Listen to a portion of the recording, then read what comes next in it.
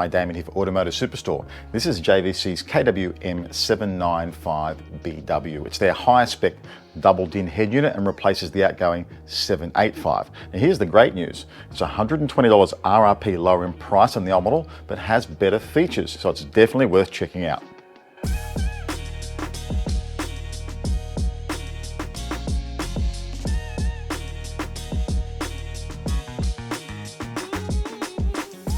So let's kick off with the basic features of the unit. The first step up on this unit over the previous model is the screen. So it's 6.92 inches over the previous 6.8. That in itself is not a big thing. What is big, it's a true HD screen this time around. So the native resolution is 1280 by 720 pixels, which is a big gain over the 800 by 480 standard definition of the prior model. And that's a huge gain. Next of all, CarPlay and Android Auto are again wired and wireless on this model, but smartphone mirroring has been upgraded to full wireless for both types of phones, and that's really handy if you like that kind of feature and want to mirror your phone on the screen in the car. So you also get dual phone Bluetooth connectivity, which for business people is really handy. It has front and rear camera inputs. The rear one can support HD cameras up to 720p in resolution. The internal amplifier power on this one's 22 watts RMS by 4. It has front, rear and subwoofer RCA pre-outs that are 3 volts RMS.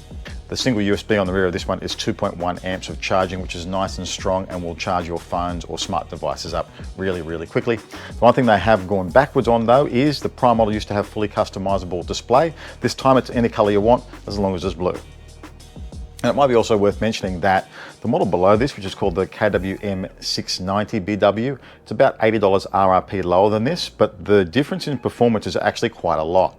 For your extra 80 bucks, you get the high resolution screen, you get the dual phone connection, you get the front and rear camera connections, you get 3 volts instead of 2.5 volts RMS from the RCA pre-outs.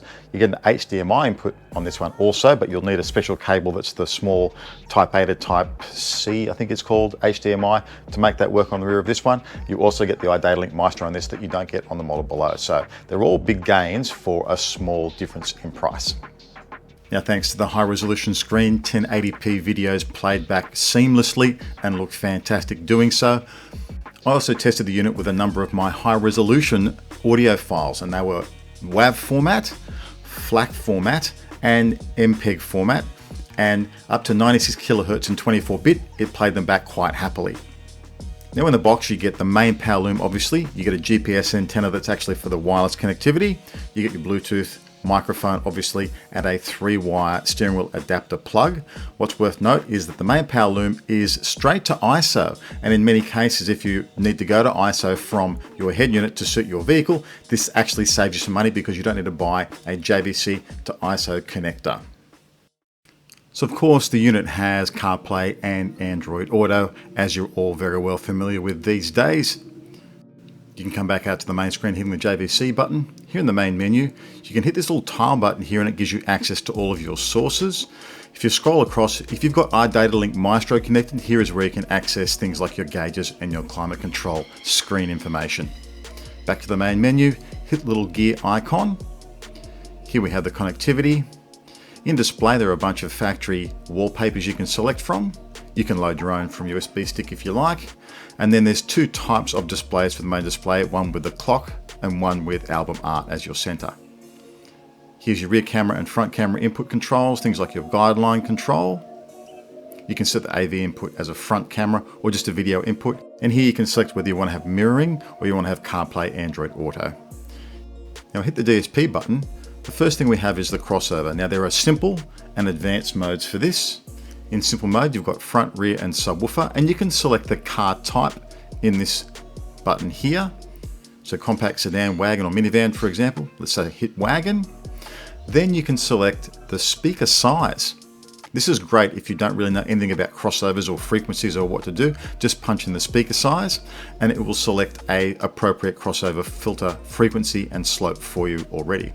For example, with subwoofer, you can select from as small as a 16 through to a 30 centimeter.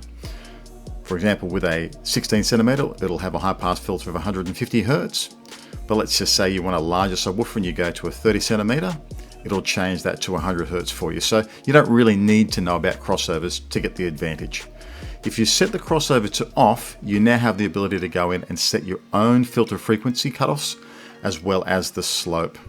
Also note that the low pass filter channels can run full range. So you can vary the frequencies in two-way mode all the way up to 250 Hz, and the filter slope from 6 to 24 dB per octave, and the gain for each channel.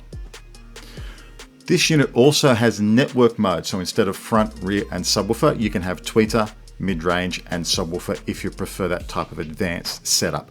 Here is tweeter gain. This is kind of simulating having tweeter attenuation for the separate high frequencies in the vehicle. You can see here on the display that as I reduce the output, it does a shelved reduction. You can go into the tweeter type and select whether it's a small, medium or large tweeter, and that just changes the amount of frequencies that are reduced when you do that attenuation. Across to EQ, it's a 13-band graphic EQ, but you also have a host of preset EQ curves to play around with. It's really easy to tune, just grab a slider, slide up and down, and it'll be stored. You've got a user memory you can store that into. Below that there's bass extension mode, and then the overall subwoofer level amplitude compared to the main speaker output. Here's your time correction. If you don't know what to do, you can actually play around with the different preset positions or hit adjust, and you can adjust each speaker in the system for its arrival distance or for its arrival intensity individually. Of course, your traditional fader and balance.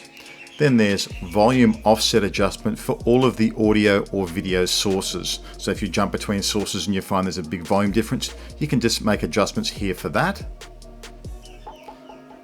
In just volume adjust, that's just adjusting media versus phone versus the voice playback and navigation playback. In sound effects, there's 3 levels of bass boost, a couple of loudness controls, you can turn the beep tones on and off, and even the internal amplifier, you can turn that off. Finally, there's some audio memories here so you can set for each source.